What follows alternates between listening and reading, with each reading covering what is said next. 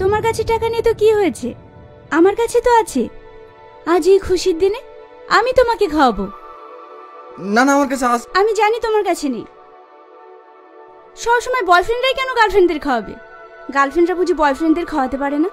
এসো। হৃদয়ে আনাগোনা তোকে ঘিরে, খুঁজে নেব তোকে আমি হাজার ভিড়ে। জানি আমার আকাশ জুড়ে রামধনুর রঙে ঘিরে,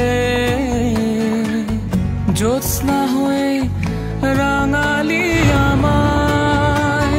বোঝে না বুঝ মন তোকে ছাড়া, ভালোবাসি সত্যি তোকে, ভালোবাসি সত্যি তোকে।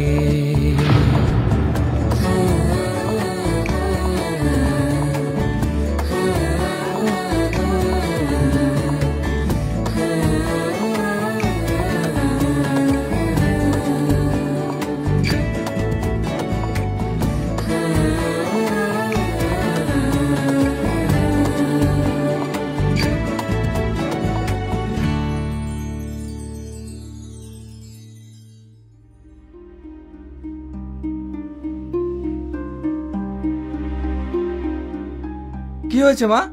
তোমার সবাই চুপচাপ বসে কেন? কি হবে, রাখি শ্বশুর বাড়িতে ঝগড়া করে বাড়ি ছেড়ে চলে এসেছে। সঠিকভাবে সংসারটাও করতে পারে না। নিজের কথা না ভেবে ছেলেটা সবার জন্য ভাবতে ভাবতে শেষ হয়ে যাচ্ছে। এই ভাইটার কথা কেউ ভাবে না, ও আর কত দায়িত্ব নেবে। মা, কোনো পুরুষকে দায়িত্ব নেওয়া শেখাতে হয় না।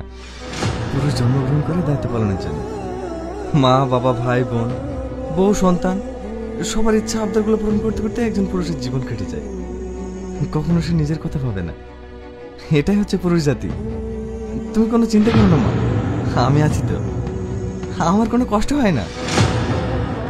যা তোরা ঘরে যা। ভাই, আমি কি করব? রোজ মদকে আমাকে মারধর করে, তাই চলে এসেছি। ঠিক আছে, আমি দেখছি, তুই যা।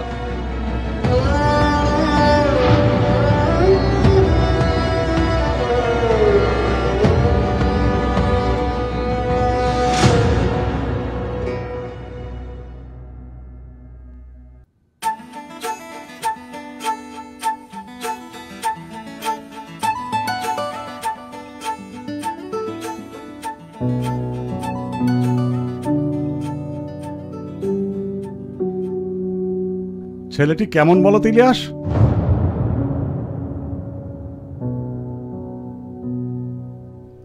ভালো।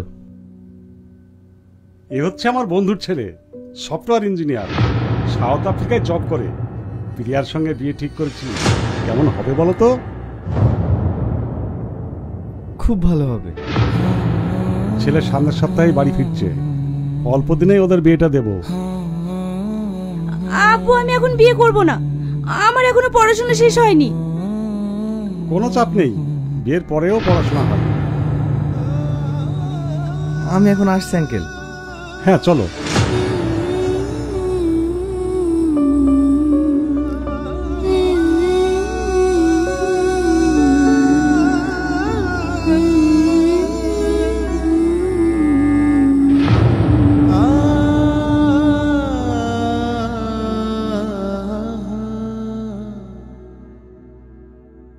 শোনো, কিছু বলবেন?